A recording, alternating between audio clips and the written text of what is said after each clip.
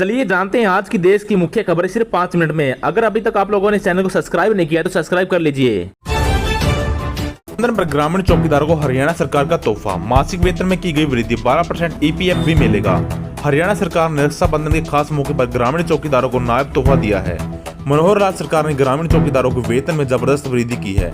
अब ग्रामीण चौकीदारों को प्रति माह 11,200 रुपए वेतन मिलेगा। इसी के साथ प्रदेश सरकार ने ग्रामीण चौकीदारों को 12% ईपीएफ देने का भी ऐलान किया है। इनका वृद्धि भत्ता भी बढ़ाया गया है। चंडीगढ़ राज्य ब्यूरो हरियाणा के पंचायती विभाग के अंतर्गत काम करने वाले प्रदेश के करीब 7,000 ग्रामीण चौकीदारों को प्रदेश सरकार ने बड़ी राहत दी है। मुख्यमंत्री मनोहर लाल ने ग्रामीण चौकीदारों को वेतन 7,000 रुपए से बढ़ा दिया है। 1,200 रुपए मासिक वेतन कर दिया है, जिसे 2018 में मुख्यमंत्री ने बढ़ाकर 7,000 रुपए किया था। प्रदेश सरकार ग्रामीण चौकीदारों को 12% ईपीएफ का अतिरिक्त लाभ देगी।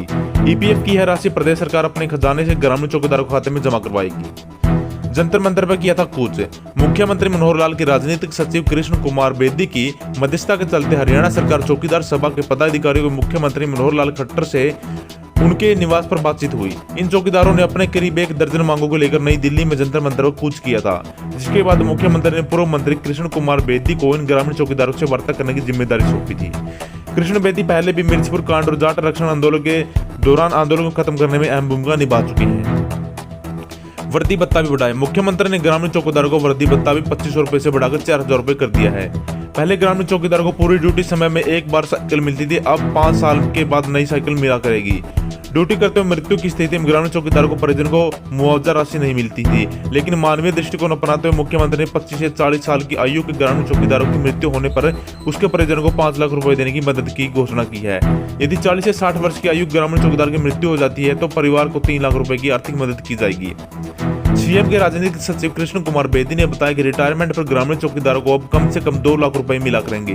पहले कोई राशि नहीं दी जाती थी। जन्म मृत्यु दर के स्टेशन पर 300 रुपए की बजाय चौकीदार को 400 रुपए मिलेंगे। मुख्यमंत्री ने पंचायती विभाग के अधिकारियों को निर्देश दिए हैं कि हर माह की 7 तारीख को ग्रामीण चौकीदार को वेतन मिलना सुनिश्चित किया जाए।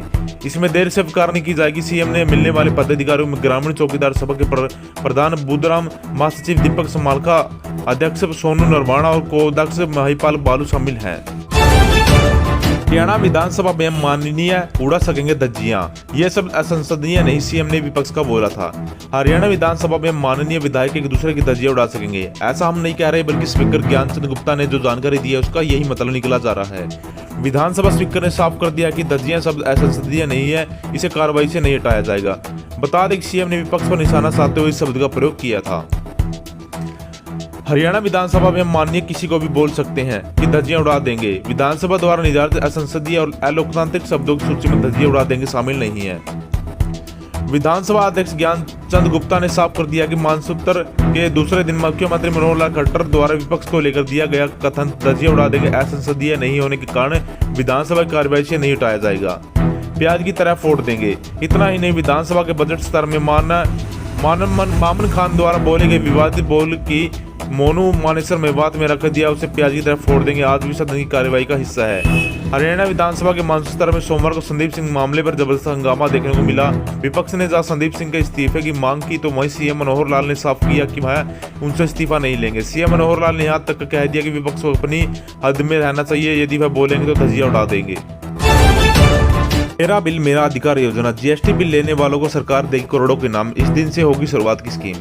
डिप्टी सीएम दुष्यंत चौटाला ने बताया कि करदाताओं को प्रोत्साहन देने के लिए हरियाणा में मेरा बिल मेरा अधिकार योजना शुरू होने जा रही है। इस योजना के तहत जीएसटी बिल लेने वाले को सरकार करोड़ों रुपए देने का इनाम देगी। उपभोक्ताओं को सामान की खरीदारी की रसीद पोर्टल पर अपलोड करनी होगी। 30 करोड़ रुपए के पार्सल फंड से ड्राफ्ट के जरिए उपभोक्ताओं को इनाम मिलेंगे। मेरा बिल मेरा अधिकार योजना, जीएसटी बिल लेने वालों को सरकार देगी करोड़ों का इनाम। 1 सितंबर से जीएसटी करदाताओं को बड़ी सौगात मिलने जा रही है।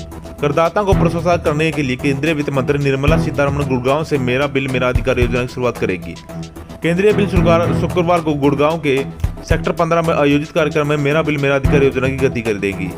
इस दिन यह योजना हरियाणा समेत 5 राज्यों में शुरू होगी। यह योजना देश की हर प्रणाली को सरल बनाने तथा इंस्पेक्टरी राज को खत्म करने में बेहतरीन व्यवस्था साबित हो सकती है।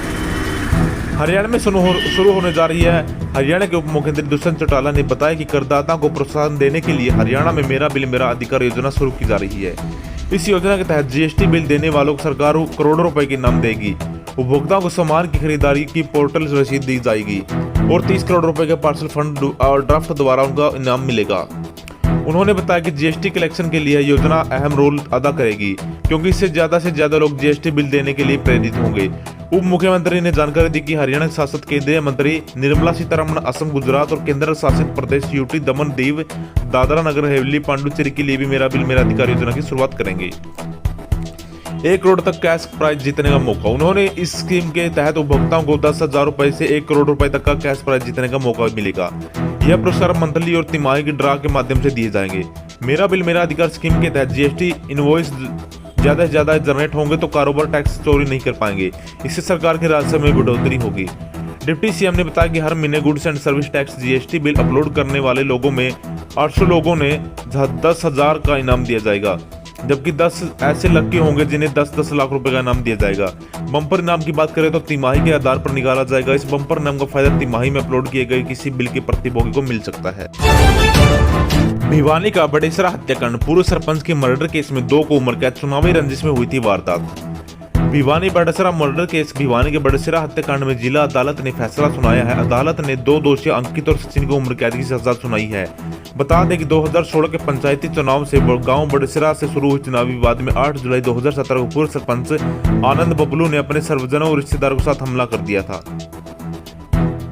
विवाद में पूर्व सरपंच पवन की हत्या मामले में अतिरिक्त जिला एवं सत्र न्यायाधीश अश्वनी गोयल की अदालत ने 2 दोषी अंकित और सचिन को उम्र कैद की सजा सुनाई है। अंकित को आमर्स एक्ट के तहत 7 साल कैद की सजा भी सुनाई गई है। सजा के साथ जुर्माना भी लगाया गया है। बड़ेसरा में वर्ष 2017 में बलजीत, उसके चाचा भल्ले राम और ताऊ महेंद्र की हत्या मामले में अदालत ने 17 अगस्त को 18 दोषियों को आजीवन कठोर कारावास की सजा सुनाई थी। उल्लेखनीय है कि 2016 के पंचायती चुनाव में गांव बड़ेसरा शुरू हुई चुनावी विवाद में 8 जुलाई 2017 को पूर्व सरपंच आनंद बबलू ने अपने सज्जनों और रिश्तेदारों के ऊपर हमला कर दिया था। इस हमले में बलजीत, उसके चाचा भल्लेराम और ताऊ महेंद्र की मौत हो गई थी। इस हत्याकांड में गवाह बने पूर्व सरपंच पवन पर 14 अक्टूबर 2019 की रात घर के पास ही बुलेट बाइक को पर आए 2 युवकों को गोलियां दागी, जिससे पवन की मौके पर ही मौत हो गई। इस मामले में 11 लोगों के खिलाफ केस दर्ज कर लिया गया था। अदालत ने 4 नामजद आरोपित, जिसमें पूर्व सरपंच आनंद उर्फ बबलू, उसकी पत्नी सुदेश भी शामिल थी, और अदालत को बरी कर दिया था। आनंद के बेटे अंकित और एक अन्य आरोपी सचिन को दोषी करार दिया गया था। दोनों को बुधवार को अतिरिक्त जिला एवं न्यायाधीश अश्वनी गोयल की अदालत ने हत्या मामले में उम्र कैद के 20,000 रुपए जुर्माने की सजा सुनाई। आमर्स एक्ट के साथ कैद और 10,000 रुपए के जुर्माने की भी शुरुआत की है। भिवानी के गांव बड़ेसरा निवासी बलजीत ने 2017 में गांव के सरपंच सुदेश के खिलाफ आरटीआई लगाई थी, जिसमें सुदेश की 10वीं कक्षा की मार्कशीट फर्जी पाई गई थी। इसके बाद दोनों पक्षों में रंजिश हो गई थी। इसी रंजिश में बलजीत और उसके परिवार के 5 लोगों की हत्या हो चुकी है। वर्ष 2017 में बलजीत और उसके चाचा भल्लेराम और ताऊ महेंद्र की गोली मारकर हत्या कर दी गई थी। अक्टूबर 2019 में पूर्व सरपंच पवन की भी हत्या कर दी गई थी। 2020 में हुई तीसरे हत्याकांड में मृतक बलजीत के ताऊ के घर में सामने ही 3 गोली मारकर हत्या कर दी गई थी। इसके अलावा परिवार के कई लोगों पर जानलेवा हमला भी हो चुका है।